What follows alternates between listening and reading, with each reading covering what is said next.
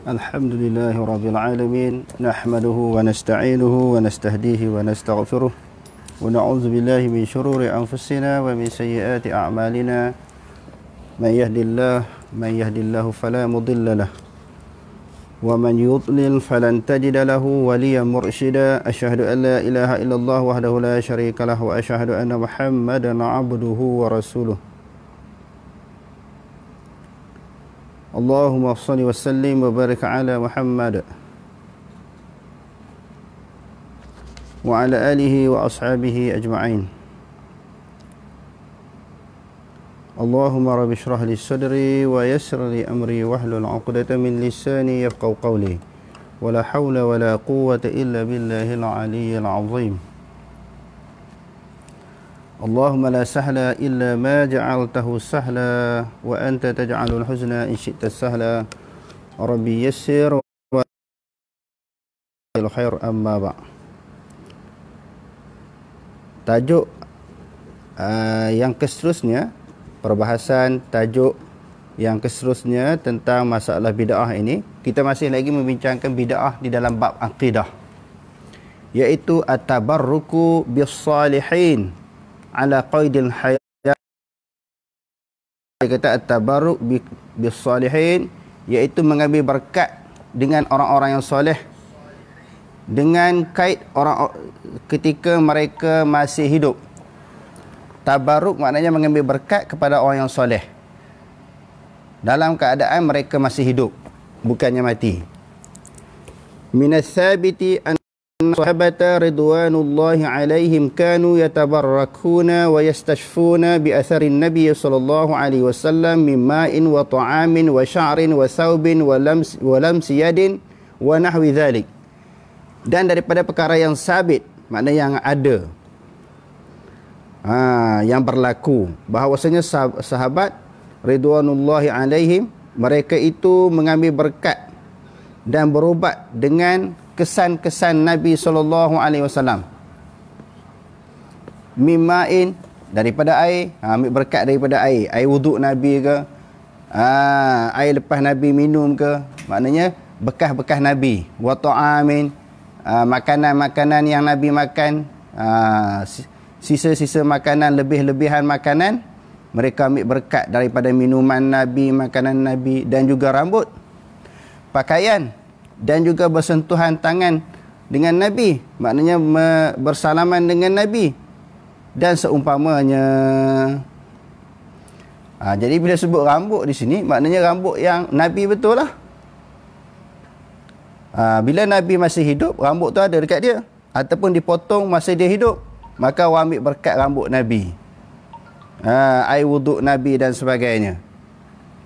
Tetapi kalau sekiranya yang orang nak ambil berkat rambut Nabi yang ada dalam zaman sekarang ini, maka yang tu dah tak ada sebenarnya. Kita tak tahu, sebab dia mesti benda yang pasti, benda yang jelas. Rambut tu memang rambut Nabi. Contohnya bila Nabi wafat ke, ataupun ketika Nabi bercukur semasa ihram, keluar daripada ihram, sama ada ihram haji ataupun ihram umrah, maka Nabi cukur. Jadi ada tu.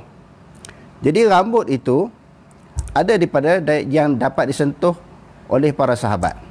Adapun yang saya sebutkan tadi, rambut yang ada di zaman sekarang yang dikatakan dianggap sebagai rambut Nabi, tidak pasti. Sebab bila kata rambut Nabi, sebab rambut Nabi yang dikatakan rambut Nabi ni seluruh dunia, Saudi ada, Pakistan ada, Malaysia, Brunei ada. Jadi kita kena tahu, kalau kata rambut Nabi ni, orang yang simpan tu dia ambil kepada siapa?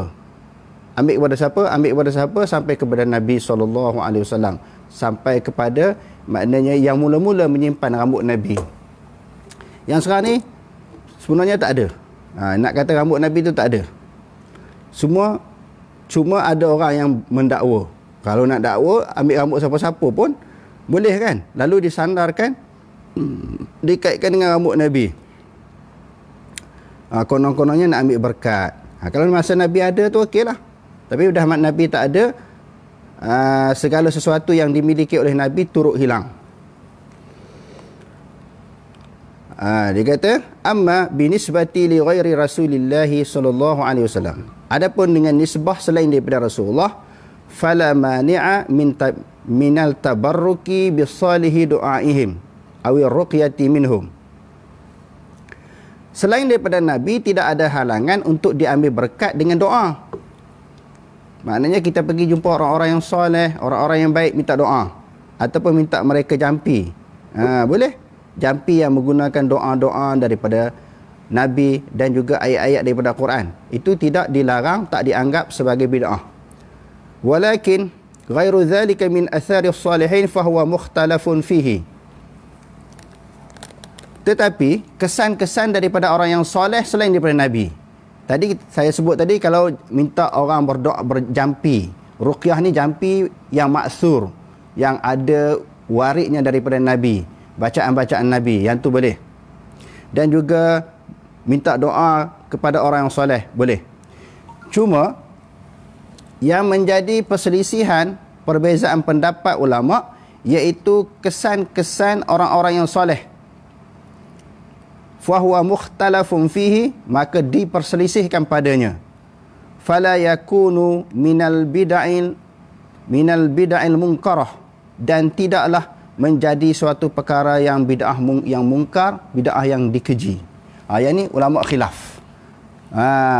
Kan kalau kami dululah belajar di pondok dulu, bila tok guru minum air, lebih tok guru tu kami pakai berebut. Maknanya ambil berkat baki sisa makanan ataupun minuman daripada orang yang soleh. Dr. Wahbah Zuhaili kata, dalam bab ni ulama selisih pendapat dan tidak boleh dianggap sebagai perkara bid'ah.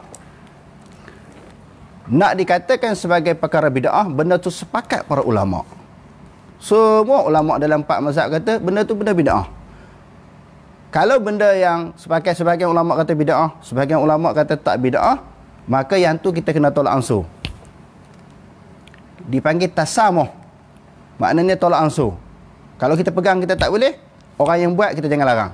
Sebab ini masih diperselisihkan oleh ulama. Yang kita nak tentang, yang kita nak lawan, yang ulama sepakat kata bid'ah. Sebab kesan daripada kita menyebut perkara itu bid'ah, nampak kesan dia besar. Bahawa dia termasuk di dalam dolalah. Maknanya dolalah itu membawa kepada neraka. Tetapi hadirin sekalian, di satu sudut yang lain kita kena faham. Bila kita kata sesuatu perbuatan itu bid'ah, dan bid'ah itu sesat membawa kepada neraka, kita tidak bermaksud menuduh si pelakunya ahli neraka. Cuma kita kata perbuatan itu salah. Macam orang minum arak, judi, melakukan perkara-perkara yang haram, kita kata ini perbuatan yang haram. Kita tidak mengatakan orang yang minum arak ini pasti masuk neraka. Sebab menentukan syurga neraka bukan milik kita. Kita hanya menyampaikan hukum. Kita hanya menjelaskan kedudukan hukum. Kita bukan mengambil kuasa Allah menghukum seseorang sama ada di ahli syurga ataupun di ahli neraka. Itu bukan kerja kita. Kita kata perbuatan ini bid'ah. Bila ada dalil daripada Quran, hadis dan ulama sepakat kata benda itu benda bid'ah, kita kata bid'ah. Setakat tu je. Kita tidak menghukum lebih daripada itu. Tetapi ada sebahagian daripada orang dia buat andaian. Bila hukum perbuatan itu bid'ah, dia kata tengok, nak menghukumkan orang masuk neraka, nak menghukumkan orang sesat. Tak begitu. Jadi kita hukum perbuatan itu salah. Macam contoh yang saya sebutkan tadi, orang minum arak, kita kata perbuatan itu haram. Kerana dalil daripada Quran dan hadis kata haram. Cuma menentukan syurga neraka itu bukan hak kita. Perbuatan yang kamu buat ini adalah haram. Menentukan syurga neraka itu bukan kerja kita. Begitu juga orang buat perkara-perkara bid'ah. Kita kata haram, benda tu bid'ah. Okey. Maknanya mengambil berkat daripada kesan-kesan orang yang soleh ini, bekas minuman dia ke, makanan dia ke, yang tu suatu perkara yang diperselisihkan oleh ulama. Ada ulama kata bid'ah dan ada ulama kata tak bid'ah. Jadi jalan tengah yang diambil oleh Dr. Wahbah Zuhaili, fala yakunu minal bid'il munkarah. Benda yang diperselisihkan oleh ulama, tak boleh kita kata ini suatu bid'ah yang mungkar, yang dikeji di dalam agama. Qala jama'atum minhum. Qala jama'atum minhum al-allamatu Syaukani. Satu jemaah mengatakan, satu kumpulan daripada ulama, di antaranya Allamah Syaukani, fi babi masyru'iyyati tabarruki bimulamasati ahli khair.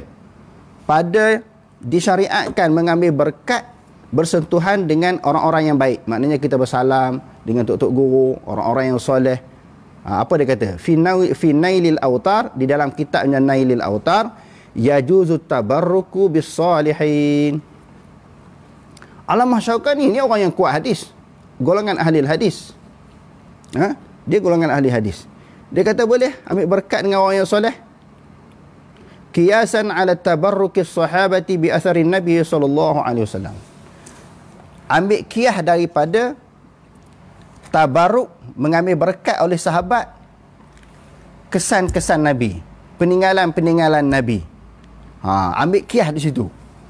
Maknanya qiyas sebahagian ulama menerima, walaupun sebahagian yang lain tidak menerima. Allamah Syaukani terima qiyas sahabat ambil berkat kepada Nabi. Jadi kalau orang zaman sekarang ini ambil berkat kepada orang yang soleh, tok-tok guru, orang-orang yang alim, boleh ambil. Allamah Syaukani kata harus. Qala Syaukani ba'da iradil hadith Yazid bin Aswad alladhi wada'a fihi yadan Nabi sallallahu alaihi wasallam ala wajhihi atau ala sadrihi. Dia ambil hadis, dalilnya yang didatangkan, yang dinakalkan, yang dibawa datang oleh Allamah Syaukani ini, hadis yang diriwayatkan oleh Yazid bin Aswad, yang mana Nabi SAW letak tangan di atas muka Yazid ataupun di atas dada dia. Jadi Allamah Syaukani kata apa? Fihi masyru'atut tabarruki. Fihi masyru'iyyatut tabarruki bimulamasati ahli al-fadli li takriyin Nabi SAW. Kalau Nabi buat macam tu, maka ambil qiyas di situ, orang bersalaman dengan orang yang soleh, orang-orang yang baik, maka boleh. Okey, itu pandangan yang pertama. Sebab tu Dr. Wahbah Zuhaili kata masalah ini adalah masalah yang diperselisihkan oleh ulama. Ulama tak sepakat.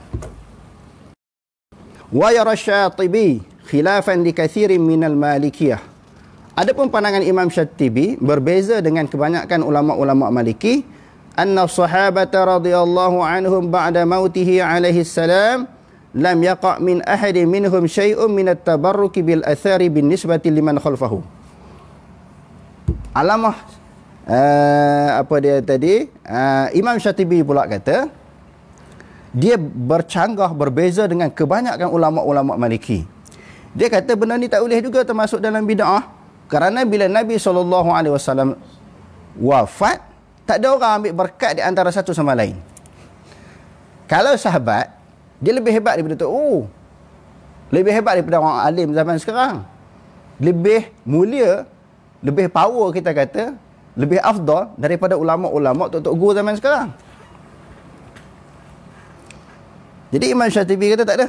Benda ni pun, berkat-berkat ni tak ada selain daripada Nabi. Kerana setelah Nabi wafat, sahabat tak ambil berkat di antara satu sama lain. Sedangkan sahabat ni lebih hebat daripada orang alim, tok guru, ustaz, ulama.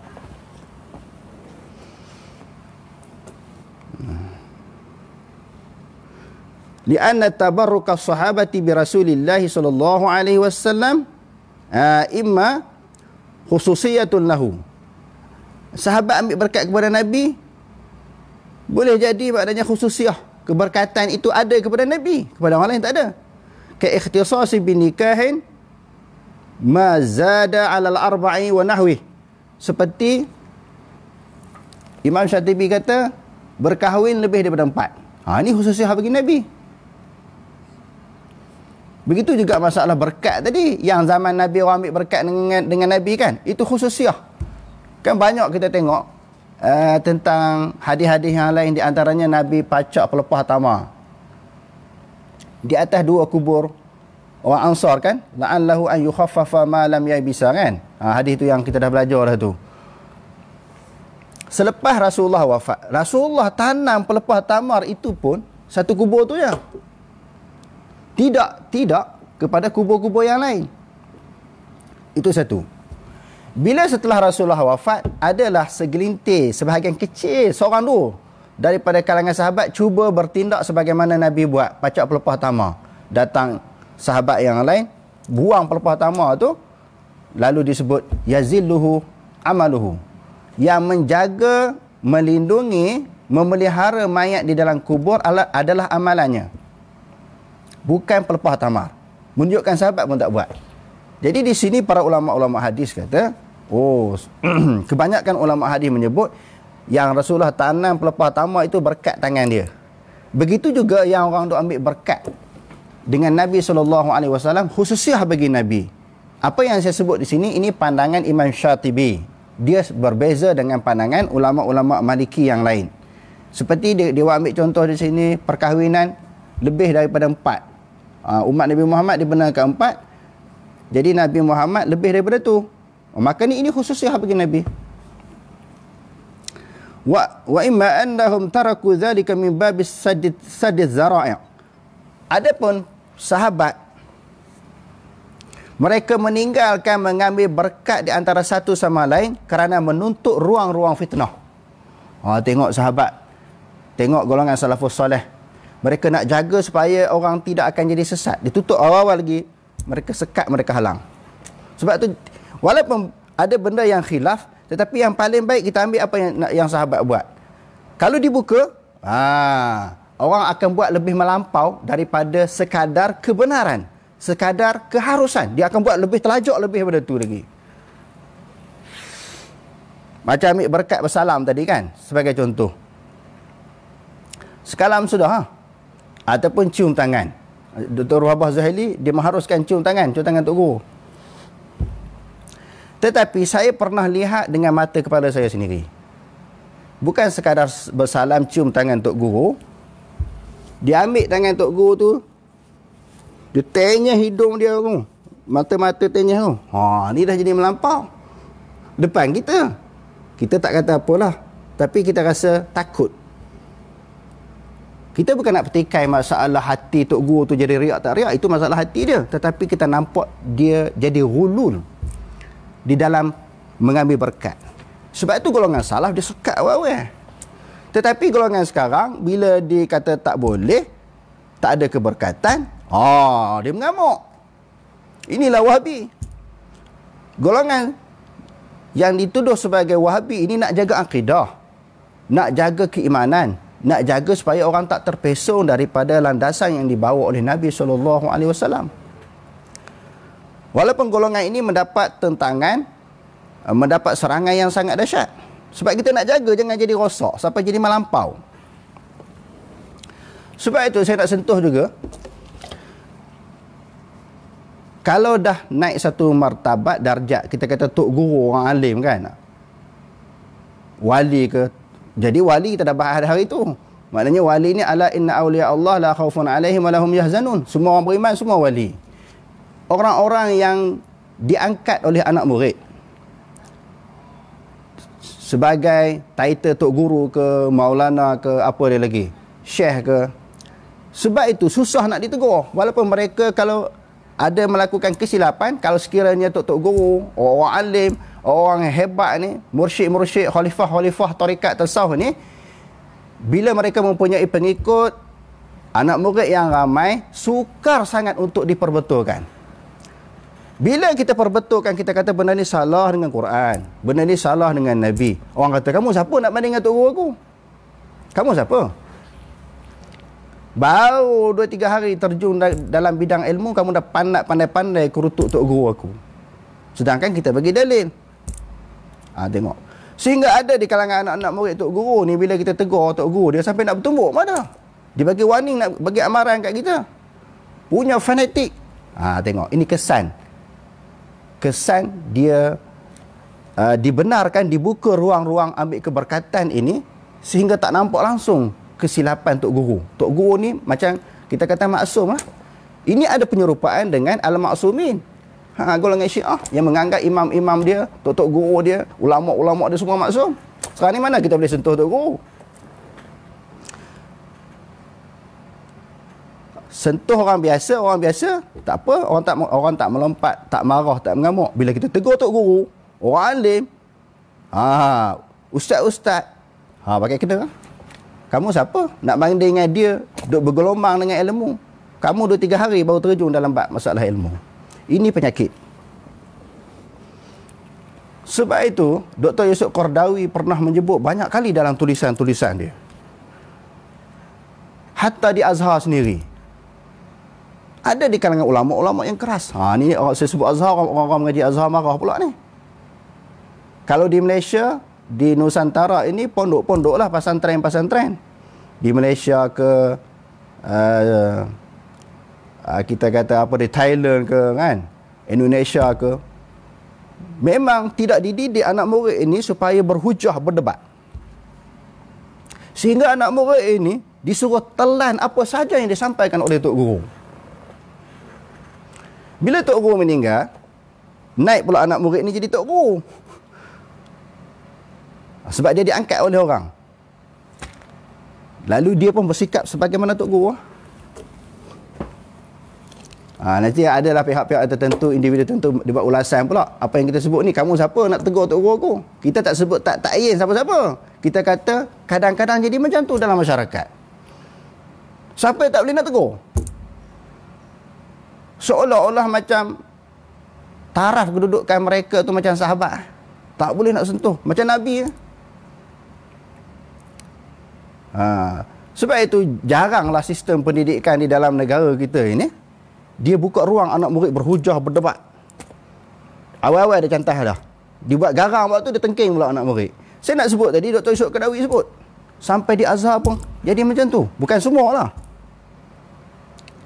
Sebab itu, bila orang masa ketika zaman persekolahan dia, ketika dia belajar, dia tidak berhujah, tak berani berdebat dengan Tok Guru. Dia diajar telan sahaja. Terima sahaja apa yang disampaikan. Dia bila balik besok, dia diangkat menjadi pemimpin dalam masyarakat. Dia ditabarkan sebagai seorang Tok Guru, ada sekolah dan sebagainya. Orang akan jadi fanatik dengan dia. Dia tak buka ruang untuk berbincang. Ini penyakit. Jadi saya nak sebut, walaupun benda ni mungkin agak sensitif bagi setengah orang, saya nak sebut juga maknanya perlu diperbaiki. Sebab kita ni bukan maksum terdedah dengan kesilapan-kesilapan. Dan kita ni bukan malaikat, bukan Nabi. Mesti ada salah silap. Walau siapa pun kita, mesti ada salah silap. Jadi salah silap tu maknanya orang tegur kita, Alhamdulillah. Macam apa yang sebentang ni, lepas ni mesti orang tegur kan, Alhamdulillah. Tak ada masalah. Tapi tegur dengan dalil, dengan hujah dan dengan fakta. Jangan makin hamun. Kita boleh terima, tak ada masalah. Sebab kita bukan maksum. Kita bukan malaikat, kita bukan Nabi. Tetapi ada orang dia tak boleh tegur. Tak boleh, dia akan mengamuk, dia akan melompat. Okey. Dia kata haufan min an yuj'ala dhalika sunnatan. Sahabat ni dia tutup ruang-ruang fitnah ini, takut jadi suatu sunnah, suatu adat, suatu kebiasaan. Ambil berkat kepada orang yang soleh, orang alim ni, takut jadi suatu adat, satu kebiasaan. Bila dah jadi kebiasaan, dia akan bertindak sampai melampau. Yang seterusnya, yang ke-9. Tadi ambil berkat kepada orang yang soleh. Yang ke-9, ta'zimul makhluqati wa taqdisihim. Tengok, ada kaitan lagi dengan tajuk yang ke-8. Membesarkan makhluk dan mensucikan mereka. Bukan sahaja menghormati, hormat perlu. Tetapi penghormatan membawa kepada takdis. Mensucikan orang alim. Mensucikan pemimpin. Tak boleh. Innal ihtirama zawil makanah minal muslimin amrun matlubun. Ihtiram, orang yang mempunyai kedudukan yang baik, yang mulia, yang tinggi daripada kalangan orang Islam ini adalah suatu perkara yang dituntut. Walakin min ghairi mubalaghatin wala ghuluwin. Tetapi jangan berlebihan dan jangan melampau. Tengok, melampau ni yang jadi tak boleh. Fala taqdisa wala ta'zima li ghairillah. Tak ada mensucikan, tidak ada mendewakan selain daripada Allah. Selain daripada Allah tak boleh kita nak dewakan. Tak boleh kita nak agung-agungkan. Min insanin hayyin, daripada manusia yang hidup, au mayyitin, ada pun manusia yang mati. Sama ada manusia itu masih hidup ataupun mati, sampai mereka mendewakan, mensucikan, yang tu tak boleh. au ahjarin au ashjarin. Sama ada menganggap batu itu suci, mendewakan batu, sesuatu batu, hatta hajarul aswad pun, ataupun mana-mana pokok. Tengok batu pelik ke, pokok pelik ke, oh pokok ni hebat batu ni hebat au malaikah au kawakib au maqamin au maqamatin wa ghairiha. Malaikat ke kita agung macam Allah Ta'ala, bintang-bintang, tempat-tempat dan seumpamanya. Wala yasihul madihul zaidu alal mu'tad. Tidak boleh, tidak sah memuji yang berlebihan di atas kebiasaan. Melampau-lampau puji orang.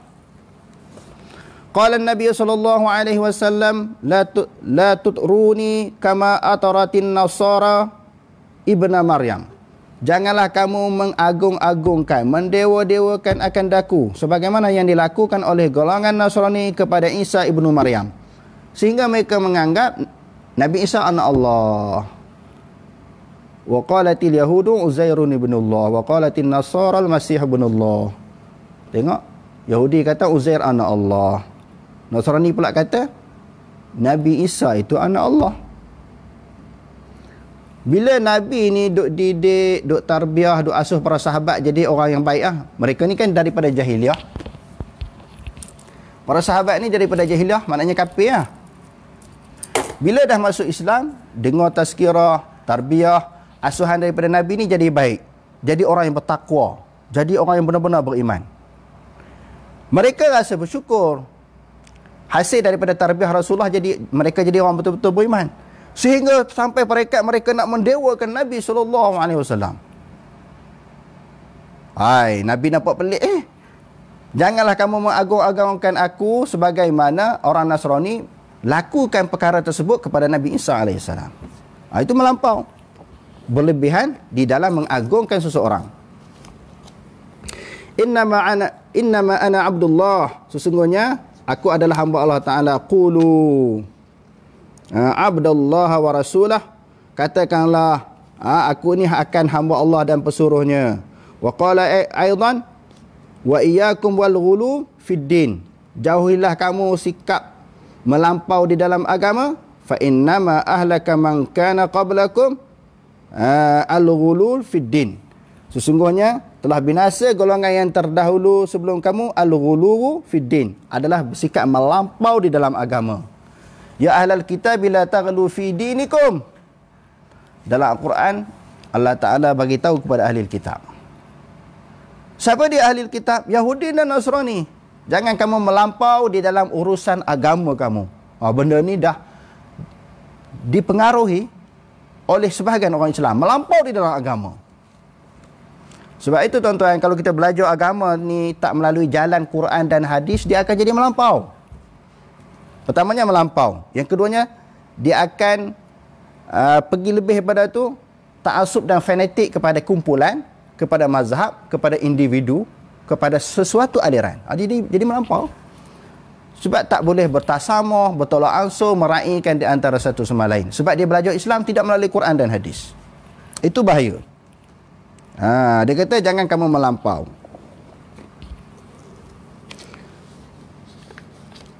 فَإِذَا ظَنَّ إِنسَانٌ أَوْ أَنَّ مَخْلُوقَاتِ قَادِرَةٌ عَلَى التَّصَرُّفِ فِي الْكَوْنِ. Apabila menyangka oleh seseorang manusia makhluk berkuasa di atas menentukan sesuatu perkara, أَوْ لَهَا تَأْثِيرٌ فِي جِلْبِ النَّفْعِ أَوْ دَفْعِ الضَّرَرِ. Ataupun menganggap makhluk itu dapat menarik kebaikan, mendatangkan kebaikan ataupun menolak kemudaratan. أَوْ يَتَقَرَّبُ بِهَا إِلَى اللَّهِ kana dzalika bid'atun munkarah. Dengan perantaraan makhluk itu dapat mentakarubkan, dapat mendekatkan, mendampingkan diri kepada Allah. Ini adalah bid'ah yang mungkar. Wa ghuluwan mazmuman, melampau, lagi dikeji, wa haraman, dan juga haram. Tengok, tak boleh melampau di dalam membesarkan, menghormati makhluk ataupun manusia.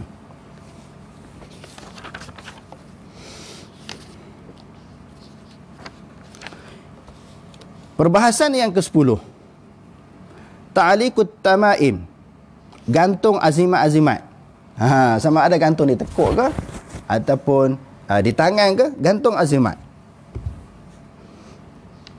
At-tamaimu wal wada'u wal hajubu zatul kalamin ghairu zatul kalami ghairu mafhumi. Dia kata tangkai azimat, wadak ni maknanya kerang. Orang dipanggil cocok-cocok gantung cocok-cocok kerang, ikat kerang, kulit kerang, lalu digantung kat tengkuk. Itu orang dulu-dulu buat suatu azimat. Ataupun sesuatu tulisan yang tak dapat difahami. Jenis jampis sampah yang tak dapat difahami. Kalau dalam bahasa orang Melayu dipanggil wafak. Wafak ni ukiran-ukiran, tulisan-tulisan yang tak faham. Gantung kat tengkuk ke, letak kat badan ke, konon-kononnya kebel ke, maknanya dapat mendatangkan munafaat dan menolak mudarat hasil daripada azimat tersebut. Ini termasuk di dalam perkara bid'ah yang mungkar yang membawa kepada kesyirikan. Wal khututu wal rasumu wal arqamu wal qalaid. Dia kata garisan-garisan, rumus-rumus, ukiran-ukiran, nombor-nombor, tangkai-tangkai, wa nahwu minal khurafati wal adatil qabihah, wa nahwuha minal khurafati wal adati qabihah. Ini termasuk di dalam benda-benda khurafat, adat-adat yang keji. Bid'atun muharramatun, bid'ah yang diharamkan. Di anna alladhina yu'alliquna at-tama'ima ya'tabirunaha minad din. Kerana orang yang menggantungkan tangkai-tangkai azimat ini, dia menganggap itu suatu perkara di dalam agama, sesuatu kebenaran di dalam agama. Wa annaha tajlibu khairan aw tasrifu syarran. Tangkai azimat itu dapat menarik kebaikan dan menolak kejahatan. Wa dzalika minal munkarat. Dan yang demikian itu adalah sebahagian daripada perkara-perkara yang mungkar. Di qaulin Nabi sallallahu alaihi wasallam an Uqbah bin Amir, kerana sabda Nabi sallallahu alaihi wasallam daripada Uqbah bin Amir, man ta'allaqa tamimatan fala atamma Allahu lahu. Barang siapa yang menggantungkan tangkal azimat, Allah Ta'ala tak memperkenankan doa dia. Wa man ta'allaqa wada'atan fala wada'allahu lahu. Dan barang siapa yang menggantung azimat tadi, maka Allah Subhanahu Wa Ta'ala tidak akan melindungi dia. Tadi tidak akan memperkenankan doa dia. Yang keduanya, Allah Ta'ala tidak akan melindungi dia. Maknanya kamu minta kat tangkai itulah. Kamu dah percaya kat tangkai tu kan, kat azimat tu. Kamu minta doa kat dia lah, supaya dia mendatangkan kebaikan dan menolak kemudaratan. Dan dia dalam yang kedua ni, dia tidak akan, Allah Ta'ala tak akan melindungi kamu. Sebab kamu pakai rantai tu, pakai azimat, pakai, kita kata tadi kan, tangkai-tangkai azimat lah. Maka kamu minta kat tangkai tu lah, jangan minta kat aku. Jadi begitulah maksud daripada apa yang disebut oleh Nabi SAW. Wa qawluhu aidan an Ibni Mas'ud, dan Nabi SAW juga menyebut hadis yang diriwayatkan oleh Ibnu Mas'ud, inna ruqa wat tama'in. Ruqa ni jamak daripada ruqyah.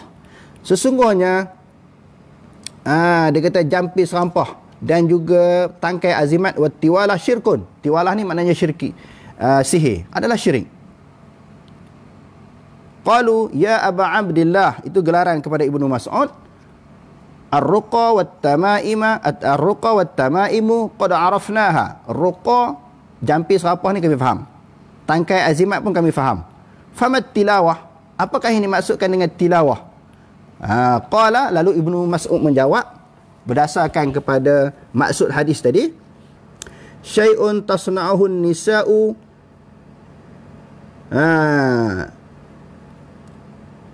Dia kata di sini syai'un tasna'un nisa'u yatahajjabna bihi ila azwajihim. Sesuatu yang dilakukan oleh kaum wanita sebagai, kita kata, pelaris, sebagai pengikat hati kepada suami-suami mereka. Maknanya kalau orang Melayu dipanggil apa? Nasi tengah. Nasi tengah, tangas. Nasi tangas atau apa? Nasi kangkang. Itu orang Melayu tu. Dia membawa kepada syirik. Sebab dia mempercayai sesuatu benda yang dibuat khurafat itu boleh mendatangkan kebaikan kepada dia. Sedangkan kebaikan keburukan adalah datang daripada Allah Subhanahu wa taala. Walakinil masyru'u huwa ad-du'a'u bisyifaa'i lil marid. Tetapi dia kata yang disyariatkan adalah doa untuk menyembuh orang yang sakit. Wa ruqyatuhu bil Quran, dan jampi-jampi yang ada kaitan dengan Quran. Bil Quranil Karimi wa tilawati ayati syifaati sab'i. Jampi-jampi ayat Quran diharuskan, dan juga ayat-ayat syifa yang 7 yang al-waridati fi surati Taubah ayat 14. Syekh cek ayat 14 surah Taubah. Tuan-tuan ya, ni ilmu yang kita nak bagi hari ni, ayat ruqyah surah Taubah ayat 14. Masukkan tuan-tuan tolong share ayat 14 ni surah Taubah. Ayat apa? Tak ingat lah. Ayat syifa. Tengok cek ayat 14 surah Taubah. Surah Yunus ayat 175. Tuan-tuan boleh cek kalau saya cek jadi lambat. Surah Taubah ayat 14, surah Yunus ayat 175. Tadi tak sempat nak tengok tadi, tapi tuan-tuan boleh cek di rumah. Suratul Nahli ayat 6, Suratul Nah, surah Labah-Labah ayat 69. Surah Isra ayat 82. Surah Syu'ara ayat 80. Surah Fussilat ayat 22. Akhir surah surah Al-Mu'minun, dan akhir surah Al-Mu'minun. Maka ayat yang ada kepada 7 surah tadi, nombor-nombor ayat yang telah kita bagi, boleh kita buat suatu jampi untuk menyembuh sesuatu penyakit, sihir ke apa ke boleh. Itu Dr. Wahbah Zuhaili sebut.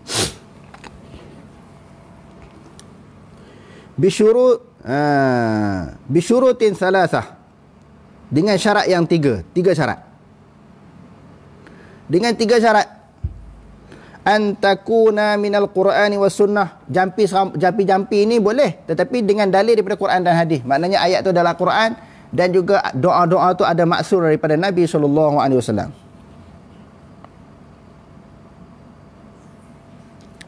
Yang kedua, wa antakuna ma'rufatal alfazi wal ma'ani bi lughatil arabi aw ghairiha. Yang kedua, syarat yang kedua tadi daripada Quran dan hadis kan, doa-doa tu sama ada daripada Quran ataupun hadis. Yang keduanya, lafaz-lafaz yang disebut kita faham dia punya makna, sama ada lafaz itu dalam bahasa Arab ataupun bukan bahasa Arab, tetapi kita faham maknanya lafaz-lafaz yang berbentuk doa.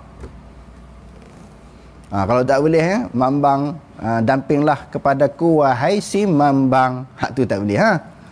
Hak tu tak boleh. Yang ketiga, i'tiqadul mustarqi anna ruqyata sababun la ta'thira lahu illa biiznillah. Dan orang yang berdoa itu, yang menjampi itu, dia mesti i'tiqad bahawa jampi itu adalah sebab sahaja, tidak memberi kesan melainkan Allah Ta'ala. Tidak memberi kesan melainkan Allah. Wa yajuzu al-istisfa'u bihijabil mustamilin ala ayatin qur'aniyatin aw ahaditsan nabawiyah. Dia kata bolehlah kita berdoa minta sembuh dengan sesuatu ayat yang datang daripada Quran dan juga daripada hadis Nabi. Wa khala minar rumuzi wat talasim, dan sunyi daripada simbol-simbol dan wafak yang saya sebutkan tadi. Garis-garis yang orang Melayu duk buat tu, kita tak faham garis tu. Garis macam ni, buat kurungan macam ni. Kalau tengok dalam Mujarabatul Kubra, adalah wifak-wifak tu. Dan juga di dalam kitab apa dia yang diharamkan di Malaysia ni, Mujarabat apa dia lagi, Tajul Muluk. Kalau baca Tajul Muluk ni macam-macam. Wifak-wifak macam tu, simbol-simbol macam tu tak boleh sebab tak faham. Wa an ya'taqida hamiluhu anna ta'thira fa'ala lillahi azza wa jalla. Dan orang yang orang yang berjampi dan orang yang bawa pula, maknanya orang yang minta doa tu kepada seseorang, dia kena ingat bahawa yang memberi kesan adalah Allah, bukan daripada jampi tersebut. Kama yajuzu kitabatu syai'in minal Quran fi ina'in yukhlatu bil ma'. Begitu juga harus menulis sesuatu ayat Quran lalu dicampur dengan air untuk diminum. Tulis ayat Quran di atas apa dia? Pinggan. Pinggan ke mangkuk tulis, masuk ayat Quran minum, boleh? Tapi kena ingatlah, yang memberi kesan adalah Allah Subhanahu Wa Taala. Bagi dia kata boleh. Bagi siapa? Dr. Wahbah Zuhaili. Wa kadzalika as-salatu 'ala Nabi sallallahu alaihi wasallam mufidatun fil istishfa'. Begitu juga selawat kepada Nabi. Sebelum kita nak baca ayat-ayat jampi tu, selawat dulu kepada Nabi. Dia memberi manfaat untuk penyembuh penyakit. Selawat kepada Nabi, Allahumma salli ala Muhammad wa ala ali Muhammad, kerana ada berkatan, kerana ada keberkatan. Ma'a-i'tiqadi bi anna syafiya huwa Allah Taala. Dan di dalam keadaan dia beriktikad, ketika jampi itu sama ada dia baca selawat ke apa-apa doa, yang menyembuh adalah Allah Subhanahu Wa Taala. Lianna hadhihi as-salata qurbatun ila Allah wa 'amalun salihun yatawassalu bihi. Kerana selawat itu adalah suatu perbuatan yang dapat mendekatkan diri kepada Allah, dan juga adalah merupakan amalan yang soleh. Jadi wallahu alam, 3 tajuk dan 3 bab yang kita bahas pada malam ini. Bab bid'ah yang berkaitan dengan akidah. Jadi habis dah bid'ah yang berkaitan dengan akidah yang disebut dalam kitab ini. Besok kita masuk bab bid'ah di sudut ibadat pula.